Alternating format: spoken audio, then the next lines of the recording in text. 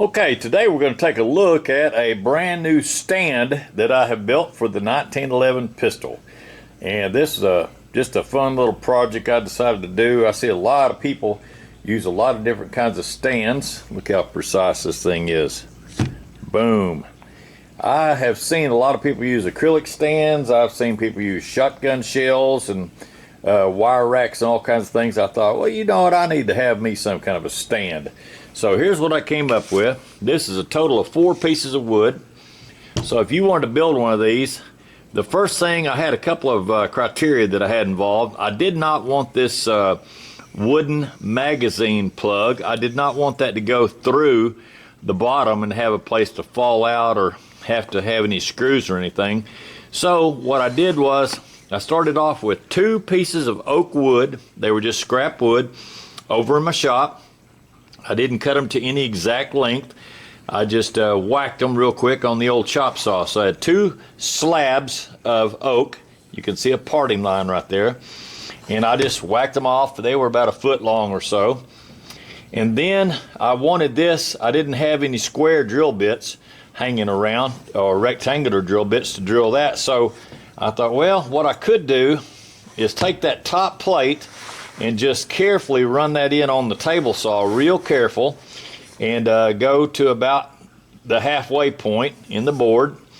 And I went a little bit past, but sawed that off. So anyway, after I cut it real careful, and you can see that there. So I've got a total 1 bottom plate, 1 top plate, the insert board here that fills in my little gap that I sawed out with the table saw, and then the stub itself, which represent a magazine. That was real easy to cut. I used the same wood that I've got here and just laid it out on the table saw. I laid the magazine out on it first and traced that with a pencil. And I made it a little bit bigger than the magazine to make absolutely sure it wasn't going to be sloppy, because I didn't want this rig to be sloppy. I wanted it to be that when you put it together, it would hold that gun good and sturdy. So after I put these top plate and bottom plate together, I put some really good high quality wood glue in there and I clamped it together. And this didn't sit together exactly perfect because I knew I was going to go ahead and whack that. I put this in there, had it clamped, shoved that in there, poured it full of glue, and let the glue go down there. And then I did that 2 or 3 times. And I get this the angle that I wanted it at. You could put this any angle that you wanted, but I really wanted where the gun, at first I thought about making it where the gun would be, barrel would be parallel to the deck. And then I decided, no, I'm going to have it go up a little bit. That way, if it's up a little or not a little or whatever, it'll be fine. Some angle facing upward, and I didn't have to hit an exact angle that way. So, and also on the length of this, I did not know exactly what length, so I thought, well, I'll make it extra long. You can see my mark there. And I can always trim that off with a little handsaw if I wanted that to go lower. But some guns might have a little different size grip than others. So anyway, I just made it for standard government sizes right there. And it fits really nice. And it's a good way, if you've got the slide lock to the rear, it gives you a place to do a pinky check. And some people are scared to death. They're like, oh God, don't stick your finger in the machine. Well, you really can't, if you've got this down on there, it will not let you release the slide. So there's no fear of it getting your finger. So with the wooden fake magazine up in there, that lets me know that's clear. The quick pinky test here lets me know that's clear. So now I can observe the gun, check out my controls. I can work on it. I can clean it. I can just film it. It's great for holding it in a certain position to film. And the gun that you're looking at here today is a TSOS. This is a TSOS Tank Commander. It is a 4 1/4. It is a forged gun, forged out of forged steel, and then they've done electroless nickel plating over it. And I love it. It's an excellent gun. It's a good, what I'd call a true fighter's gun, because it doesn't have any fluff about it. It's really a serious gun. Doesn't have any add-ons. It doesn't have anything to break or fall off. It doesn't have the kind of finish that you're going to be worried about, like bluing or any kind of a special little treatment. It's electroless nickel, and that stuff is pretty tough. It's kind of like a like a chrome bumper on a car from years gone by. I know that plating was probably electroplating, even a little tougher, but this is pretty good. It's a pretty tough coating. It doesn't rust. You don't really have to oil it. Oil's not going to do a whole lot for you. Now, here's what I've learned about the 1911. One of the things that people have problems with this gun, now we got past the stand, is they have problems. They say, well, mine's not very reliable. And what you find out is these same folks will have a collection of magazines. Maybe they got 3 or 4 different guns through the years, and they'll have all these different magazines, and they'll go to shooting, and all the magazines say that they are 1911 magazines, but here's what I have found out, and this is I'm gonna say, you know, 50 years of experience, and also talking to people probably several hundreds of years worth of experience total, talking to different shooters. Use the magazine that gun likes. Okay, here's what I mean by that. These are some nice quality magazines, but I'm gonna lay them aside for right now. They are not the ones that came with that gun. That doesn't mean you have to use that. There's lots of good companies out there, but this company, TSOS, is pretty smart on this. They use a Metgar magazine, and that looks like maybe a stainless steel magazine, but it looks like it's also been electroplated or nickel plated, because it's got that same color that the gun has. So I think when they were building this gun, they did the same treatment. The first thing I noticed on this, the followers just got a clean step, doesn't have a plastic lip. The next thing that I notice is when you go to put a live round in this thing, it has a very strong spring. I like that, very strong spring, but because that's been nickel plated, that thing is slick, man. I mean, that bullet really, it doesn't fight you on the way out. Look at that. I mean, it is smooth coming and going, and that's very important for liability. I like that a lot. Now I'm gonna give you an example, another gun. Lay that aside. I like this stand. The stand is really handy. So there goes that one. Here comes my everyday carry. Okay, now let's double check our camera, make sure everything's just right. I want you to be able to see this gun very well. It's gonna be like eye candy here, a little candy for the eye. Now that gun is a new gun to me and fairly new in the industry. That is a Ronin Commander size. It has an aluminum lower body, has a steel upper body. It's blued on the upper, and it's, I believe, Cerakote on the lower. And I bought that gun brand new. It was a little bit on the rough side, and I got that all polished out on the inside. But that gun had some problems with jamming. So I thought, well, I'll check the extractor. So that's the first check I made, and I put a live round, pulled the slide off the gun, laid the live round underneath the extractor claw, rolled it over, did my test like always. Extractor was fine. It held the round good.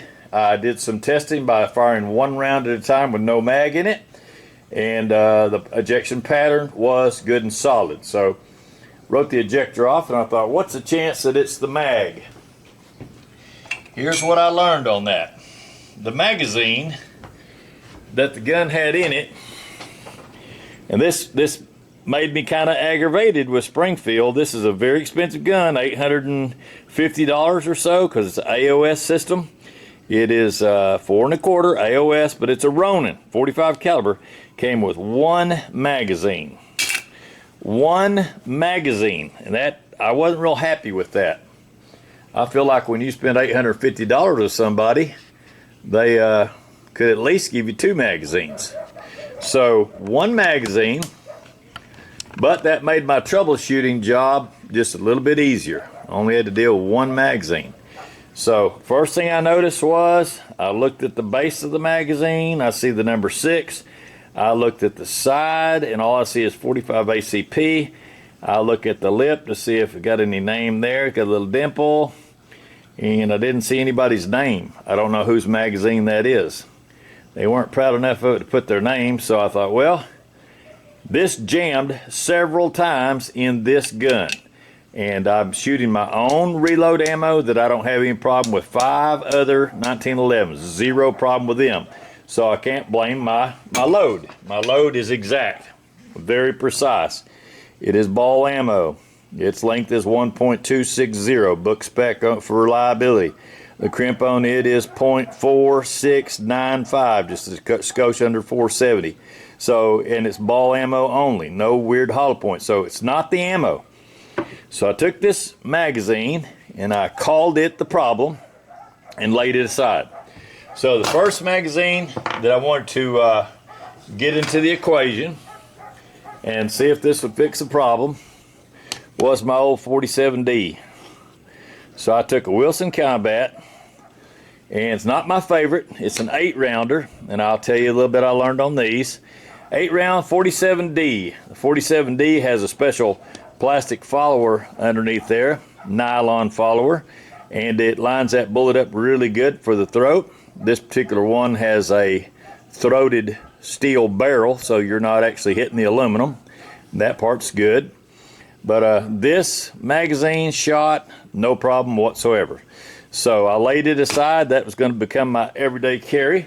I thought, well, I might as well test while I'm here some of these Met Gars. So the 2 Met Gars that came with the little Tank Commander by T-Sauce, I ran them through there, and guess what? A lot of companies use those right there. They both ran perfectly fine as well. So I'm keeping these with the Tank Commander because that's what came with the gun, following my own criteria.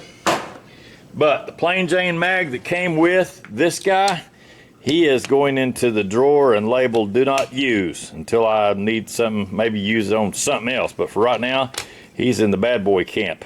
And this ended up being the mag that I used with that gun. So I've done a lot of testing with it. I like to just take a mag and put 1 round in it and just let it go with my thumb. Just hit the release right here and hold it up kind of close to my head, pointing away from my head obviously, and just listen to how that bullet, how that live round chambers in there. If it sounds like it's struggling, it's hitting the roof, getting thrown down the throat and just bobbling, that's not a good sign, man. It should go in there nice and smooth. And with that Wilson 47D Combat magazine, it's slick like throwing a hot dog right in the middle of a tube. It just goes right in. So I hope that that will help somebody else that maybe they bought a gun like this. They got real mad at the gun and say, oh, those Ronins, they're not very dependable. Well, I might have got a bad magazine. I'm not blaming the gun. But it's a very simple test if you've got other magazines to try a different mag. And now that is where some of the other companies that are new modern companies like the Glock, they have a distinct advantage, because when you buy a Glock, if you have a Glock 21, comes with 2 mags in the box, you open it up, they're exactly the same. I don't care who you get it from, which dealership, whatever, if it says Glock 21 mag, it will fit that gun, and they have gone to extremes. So you've got a closed looped system there where the magazine matches the gun. Sometimes when you buy a gun like this, Springfield doesn't make the magazine. I call them about this very magazine, 47D, and they said, is it a good mag? I said, yeah, it is, but we found it didn't work on some of our guns. So we didn't want to use them, and I think they end up going with Checkmate. I think they have used Chip McCormick, Shooting Star, and Checkmate. They've probably used several different ones through the years. But it is an interesting thing to find out which magazine your gun likes. This is also a biblical principle. King David, when he was a young boy, got put out on the field to face Goliath one time, and they all brought out their armor and big swords and started to load him up, and he said, I cannot go into battle with that because I have not tested it. It has not been proven. So he pulled out his little sling and 5 smooth stones and took care of business. He used what he had already proven and trained with. So that's what you need to do on your EDC. If you're going to carry a gun, you're going to bet your life on it. You need to find a magazine that gun functions well with, and use that over and over and over again. Stick with it. Keep it with the gun. Keep it in the same underwear and sock drawer. Don't let it get separated. Put a label on it if you have to. Take a Sharpie or engraver and write right on the side of it, this is for my Ronin. That way you don't lose track of it. You can put it on the bottom of it. This one's got all kinds of little markers for putting different numbers. You could make a mark on there for it. So now I'll teach you another thing that I've learned about the 8-round magazine. Not my favorite mag, but here's something that you don't want to do. You don't want to take that magazine and fill it all the way up with 8 rounds. I'm going to pull the gun off here. That's a good fit, isn't it? We're going to let that slide go forward. This is something that I don't do. This is me, okay? And I'll tell you why I don't do it. That magazine right now has got 8 full rounds in it all the way. When you see the hole on a 47D, if it's an 8-rounder, I don't think it says 8 anywhere, but if it's an 8-rounder like this, I've counted them off. It holds 8. The packet said 8. If you see that last hole with brass in it, you've got 8 rounds. There's not very much room in there left for a spring. But to put that in the gun, if the slide is to the rear, like it is right here on this Ronin, the problem with that is when you go to put that up inside the gun like that, I'm going to zoom this out so you can see it good. When you go to put that up inside the gun,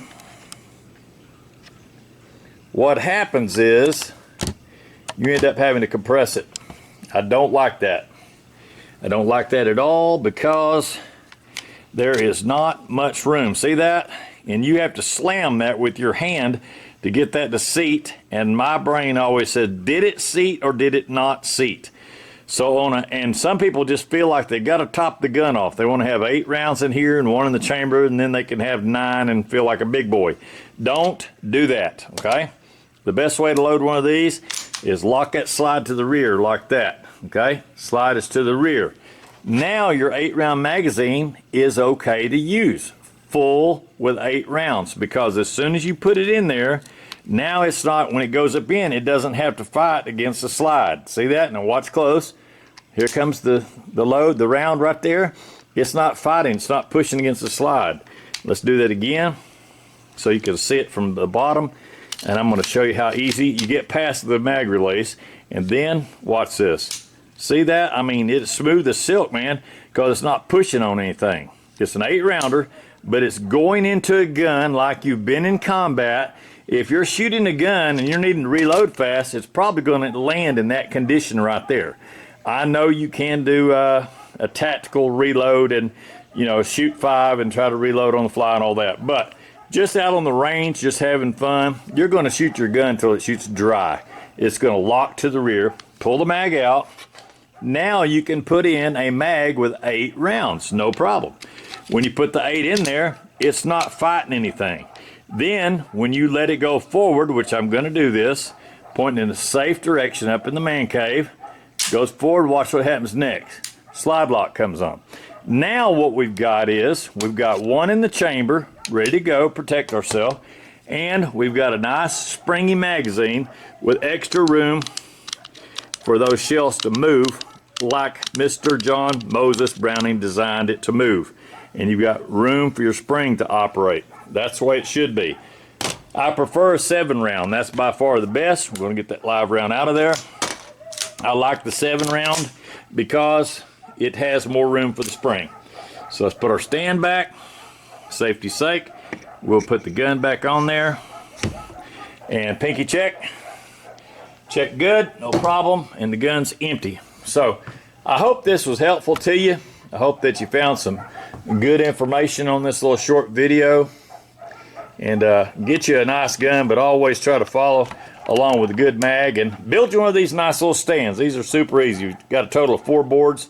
One last reference I didn't tell you about on this, and that was after I got it all glued and put together, I laid this over in the old chop saw and chopped it like that, and then any flags that I had hanging off here, I ran it carefully through and trimmed an extra 1/8 of an inch off with the table saw so it looked real pretty, and then I gave it to my wife and asked her to stain it for me. So she did that, just a real light stain to make it where it's at least semi-waterproof, won't swell up on us.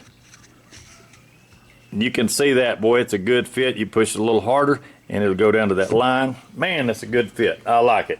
So it's very good for presentation, good for cleaning. If you just want to clean and wipe on the gun, look it over good, and maybe adjust your sights or something. Good place to hold that gun up. So thanks again for watching, and please tap that little like and subscribe button on the way out the door. Thank you so much. Over and out for now.